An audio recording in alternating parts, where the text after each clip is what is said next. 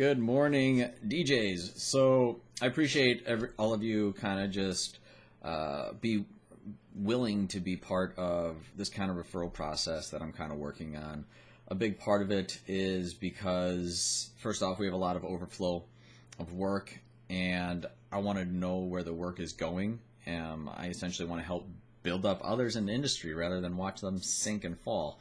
I just feel that by bringing the community up, just helps us all out, and ultimately myself, and I think I can speak on my behalf of our entire team, is we don't want others to fail. I think it comes from just a moral standpoint of, if you're able to help someone, why not? We're not hurting for work. We're not worried about you building up your business to the point where you are our competition. Because at the end of the day, I'm a dad, and I know some of you have kids out there and or can just put yourself in kind of my shoes here. But seeing others succeed, especially like your children, seeing them succeed, far outweighs the potential of kind of breeding your competition, so to say, regarding the business side of things. So I'm just not worried about that side. I used to be when I started DJing, but I'm just not anymore. And ultimately, I want to know where our leads are going, our overflow leads, because when our clients do contact us, they are expecting a certain level of performance and kind of details, and I want to make sure that I correlate all that stuff to you guys to make sure that it doesn't have to be the same standards. Your standards may be higher than ours. I honestly don't know, but I just want to make sure that there's some consistency there and just some reassurance that the client is in good hands, because I always put the event first. And you know, it's someone's wedding day. It's super important to them. So I hope all of us kind of agree on that. But moving forward, kind of invited the majority of you in. First off, Austin, Cody, Brandon, you guys are kind of, in my opinion, starting out in the game, and I really want to make sure you go down the right path rather than the wrong path, which Rick, Scott, and I have seen other DJs go down the wrong path and ultimately tank, and I don't want to see any of you guys fail, because meeting you just that one day, I can tell you guys are great people, great head on your shoulders. And Rick and Scott's not to kind of negate you two. You two have been in the game for a while, and I think that not only are you two just have always been supportive of myself and my team, but are still willing to learn and understand that you don't know everything. And I don't know everything either, right? That's not to boast or anything like that, but with the two of you going to these conferences and stuff, you understand where I'm coming from, with where some DJs just think they freaking know it all, and are just in it, I think, for the wrong reasons, personally. But teach their own, and I can't stress that. I can't stress enough that I don't know everything. I can only talk about what works for myself and my team. I ultimately want to give you guys the tools to, like I said in that meeting, just to be inspired to find your own way. Right? I essentially don't want you guys to copy exactly everything that we do. I want you to, like I said, just to look at it and be like, all right, that's cool, that's not cool, that's me, that's not me. How can I put my twist on it to make it my own? Because ultimately, every time that I have done that in my DJ career, business just skyrocketed. And to kind of recap my DJ career, I started off just DJing my own events. I used to rent out halls like Columbus Club, just random halls, cheap halls, and just throw flyers around to high school kids. Every high school, and just have a big high school group dance, right? Like just where we can play, just raunchy music, the kind of music that the kids liked at the time, right? I mean, they still do, but it's not a school event. So, and I did those events, and ultimately I got into DJing just because I liked the technical aspect of it. I wanted to be a house DJ, vinyls, scratching. I grew up with B96, Mixmaster Throwdown, House Blend CDs.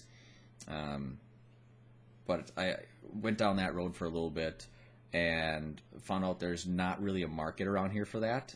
Those DJs don't get the type of respect I think that they deserve around here. And ultimately, just the financial side didn't make sense. Like, if I did want to be a club DJ, it's like I'd be at the club every weekend playing the same music in and out. And got invited to do one of my buddy's weddings, charged him $200. Basically, I needed an amp. Got a Crown, like XLS 402, I think it is. Big motherfucker. And built my own speakers at the time. Wedding was absolute shit. My first wedding I ever did, I never even stayed at a wedding the whole time before. I just did this wedding. My tweeters blew. Had to take a break to find out what the hell was wrong. My laptop barely worked. Like the type of work where you have to smack the battery a certain way and hopefully it stays on. I didn't have a DJ table. My laptop sat on a chair and I ducked down behind my makeshift facade the entire night, and I only got music that the bride wanted. I did not have the core oldies. I had Ashanti, Ja Rule, all that stuff, right? And it was at Germania Hall, back in the day in Menasha. And anyways, what happened just over the years, just kind of stayed in the grind and kept chugging along with it. Went to school for I took some years off after high school to really find myself. Went to school for marketing strictly for a piece of paper. Schooling is not for me. I'm not a firm believer in education. I know it might sound strange, but I'm just a big firm believer on finding what you're built to do and go for it. Find a way to get paid for what you love to do. And I found my niche. I gradually continued to do weddings, and it just snowballed, went very well. I dove in. I became a full-time DJ essentially when my first daughter was born. I decided to be a stay-at-home dad. Sorry about that. And Rick, I know you got kids. It's just one of those things where you constantly hear in Cody, you're going to be a father. My parents worked at Kimberly-Clark. They worked in the mill. They worked a lot of hours. Great parents. But I always told myself I'm never going to let a job dictate when I can spend time with my kids. And I've been very blessed. I've essentially been a stay-at-home dad for the last 10 years. I still consider myself a stay-at-home dad. Yes, I do weddings on the weekends, but ultimately our schedule is pretty flexible. And for the amount of days we actually work that we're obligated for compared to the 9-to-5 job, which a lot of you have, there's pros and cons to everything, right? And so my DJ career, when I started off full-time, it wasn't full-time. I was charging $500-600 a wedding, just getting by, using down payments for next year's weddings to pay last month's rent type of thing. So financially I was not in a good place, but it was a decision I made and I stuck with it. So I have been poorer than poor before, and I never want, how can I say this? I want you to experience it so you know. If you never have been poor, I hope you have one time in your life. But at the same time, I never want you to go back to that. And that's my feeling of not wanting others to fail. I want everyone to succeed and not go to that kind of dark place that I was at for many, many years. So I stuck with DJing, just kind of build up the business. I was always big on building a brand, okay? I was always big on just getting my name out there. And non-conventional ways, not the stereotypical marketing. When I heard DJs, like right now I hear DJs are doing billboards, and my team are like, we should do billboards. First thing I say is, if everyone's doing it, why do it? Like, if everyone's going down this path, why go there? Go this one, see where it leads you. Might take you to somewhere no one's been before. And that's kind of just how I always look at my DJ company is, if everyone's going one way, let's educate ourselves on possibly going the other way, and see where it leads and do something against the grain. Because I feel that the majority of clients that want a DJ want someone that's different. So if everyone's doing the same thing and they see this other DJ doing something different, it's enticing to them, right? It sparks a thing of curiosity. So that's my ultimate thing with marketing. But regarding DJing and the growth of my business, when I started off, I didn't really have a mentor. I didn't really follow other DJs too closely. I kind of did what I heard through the grapevine type of thing, like, oh, this is what's in books. This is what DJs are saying online to do at the time, regarding like cocktail, just the stuff. And I did that, and it was fine. And every so often I just have an epiphany about what am I doing, why am I doing it? And every time that I self-reflected and stuff, it's led me to do something different. And every time that's happened, business just boomed. I mean, it just grew just exponentially. So it's one of those things where that's why I look to be inspired and not really copy. Because when I copied, business just plateaued. But when I look to get inspired and come up with my own way of doing things, and or really listening to clients and putting a spin on it where it's something different, where they haven't experienced it before either, businesses grew. And that's kind of how my mind works now. It's just always moving. So that's 10 minutes of back shit that I didn't really need to tell, but hopefully this gives you a little mindset on kind of where I'm coming from. DJing, Yo DJ started when James and I started Yo DJ when I was like 20, so like I say like in the 2000s. But we started to expand when my DJ James, he had Sonic Boom Entertainment. We competed for the same wedding, okay, and I lost it over $50. It pissed me off, and I said, why are we competing against each other? We're friends. Like at the end of the day, it's just like time wasted when we're competing against each other, because it's like we're meeting with the same couple, and then it just comes down a lot of time to the price, because at the time we were all just price based, because that's how young DJs think, is just, like, I got to charge less so I get more bookings, and pricing's a whole conversation I'll love to have with everyone on this chat here at another time. But then talk to James about it, and ultimately my name, Yo DJ, at the time had a better following, and I was getting a lot more work. I was the one sending him a lot more leads, and so he swallowed a huge pill of pride and got rid of his name, and we kind of started the franchise, so to say, of Yo DJ. And then Zarin came aboard. Took me 2 years to recruit Matt Teskey. Some people really threw a ripple in the DJ industry, I think, in our area, when he came over by us, and not other DJs that were kind of enticing him a little bit. And then Nicole came aboard. We had Travis for a year. Let him go. Hunter and Bryce started when they're 15. They're now 19, turning 20. Been with us the entire time. Those guys are tanks. Parker's coming aboard. Ideally, we need 2 or 3 more full-time DJs. When I say full-time, I mean I want my DJs to make a minimum of $30,000 a year DJing. The majority of them make a lot more than that. I always thought that $20,000 a year DJing was awesome, right? Like I said on Time Hop, and maybe at the meeting, if I recall that, how can DJs charge more than $750? And I'm just like, fuck. Like, I just look back at that and it's like, god damn.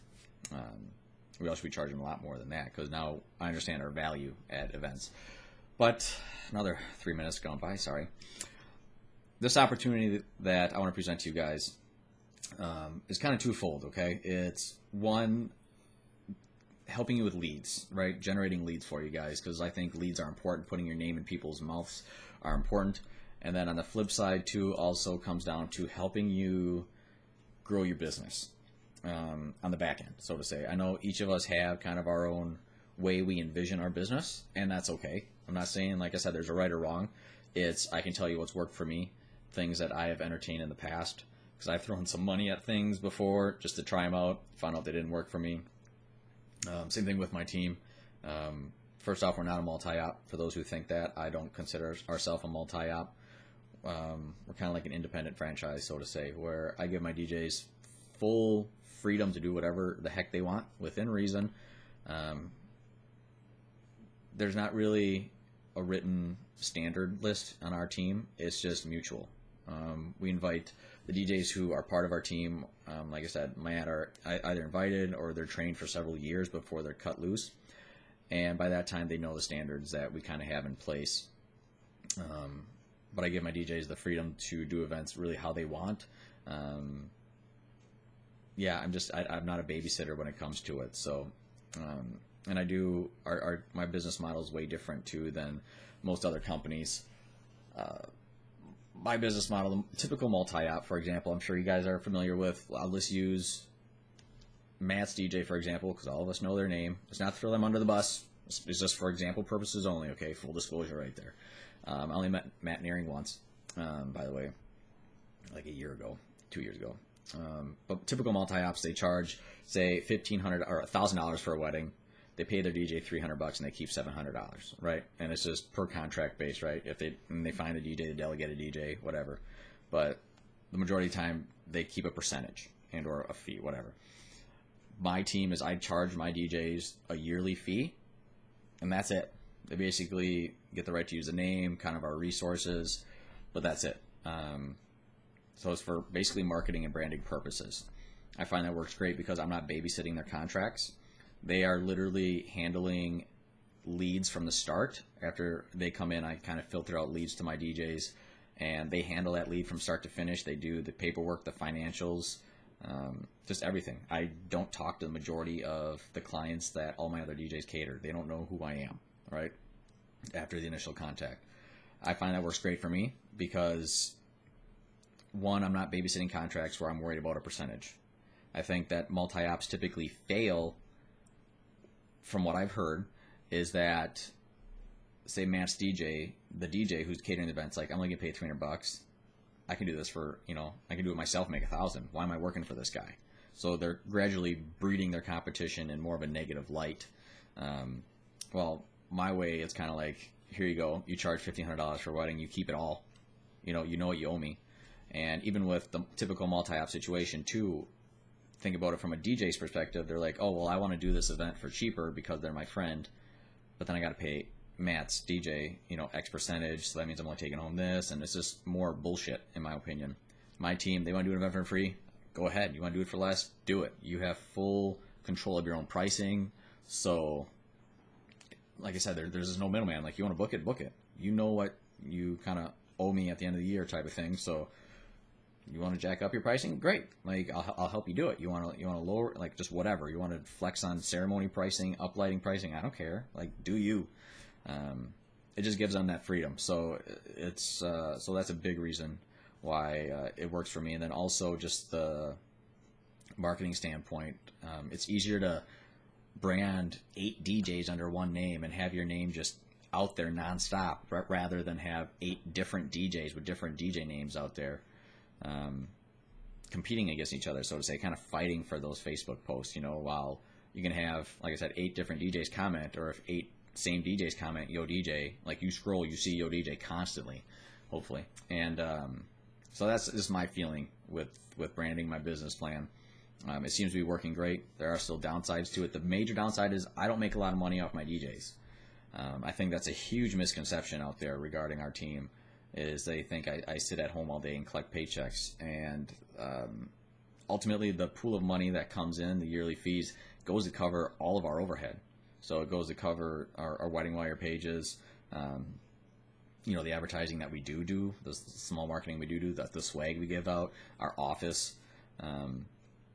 So I'm not really making a lot of money off my DJs, and I'm fine with that. I know it's bewildering to some DJs out there when I tell them how my business is set up, but they think that it's all about the money. And in my opinion, it's like, I don't mind working for my money. I love weddings. I love what I do. I want to help others build their business up based on kind of just what I've learned over the years. But yeah, so if you ever hear someone's just like, Corey doesn't do events, it's just bullshit. Just so you know, I'm out 50, 60 weddings a year, plus other events, plus I manage all the mirror booths and handle all that stuff. And I'm, I got a lot of stuff going on, so I don't turn off. But this opportunity, 18 minutes in, sorry guys. So like I said, it's twofold. Referrals, building your business, and regarding pricing, that is something I am up for discussion for, right? Like, I am all about people coming together and just being on the same page rather than me just kind of being the hierarchy and doing it. Like, I want us all on the same page, so it's just, you all have input. Just like my team, like, we all come together when we entertain possibly getting a new DJ. It's not just me deciding it, it's all of us. And that's how I like to look at things. It's we're a collective. Let's all work together to one goal. So it's the referral system, helping build your business. And I really want to, for those of you who I don't say want help, but just want to listen and or just hear different ideas, I'm all able to help. I want you guys to be successful to the point where, let's just say some of the other DJs that are in our area, I want you bigger than them. I want you, like, where did these guys come from? Like, kind of sticking it to them a little bit. That's kind of what I want. That's how I feel. That would make me happy, seeing you guys succeed. So there's that side. Numbers, like I said, honestly, it's not going to be the cheapest route, right? There's gonna it's gonna be substantial because I want first off to get paid for my time, right? This is a lot of time out of my day, helping you guys out. You guys have to think. I think about the long-term picture too, where it's every wedding that you do get. It's not only filling a date, but I always look at a wedding as if I can book one wedding off that, each wedding, I'm set. Like if I book 50 weddings a year, that should coast me for the next 4 to 5 years just off referrals alone without doing much advertising. So it's the time, it's my time, energy, the financial side too that we put into marketing to generate these leads, but then it's also the educational side too, where you're going to be growing your business hopefully exponentially, and there's no doubt in my mind that whatever number we come to, it'll be worth it, right? And I ultimately only want you on this system maybe for a year or two, and then you're done because you're good. I don't want it to be a long-term thing. I want to re-up kind of DJs every so often, is kind of, like I said, bring up the industry, and hopefully you can help other DJs also, and or be part of our future groups where it's not so much financially obligated for you, but you're just contributing kind of what's worked for you. Hopefully you find other stuff that I do that's like, that didn't work. What Corey said didn't work for me, but this worked for me. I don't care to be wrong. I'm first to admit if I'm wrong, first off, but then if something doesn't work, I understand there's more than one way to do things. So, like I said, the other thing too, I'm not going off the script, so my head bounces around a little bit. Consistency. That's something I want to dive into really deep with each of you, is how you guys go about events, what you guys do at events, how you guys lay out your event, just everything. Because when a lot of halls in our area refer us out, and they always vent to us about what they see other DJs do that pisses them off. And that's stuff I want to go over with you guys. And it's not just me telling you, it's when you guys explain to me how you do events, what you guys do at events, that's when it's going to spark kind of the conversations I've had over the years with all these halls and stuff, rather than me trying to patch it all together.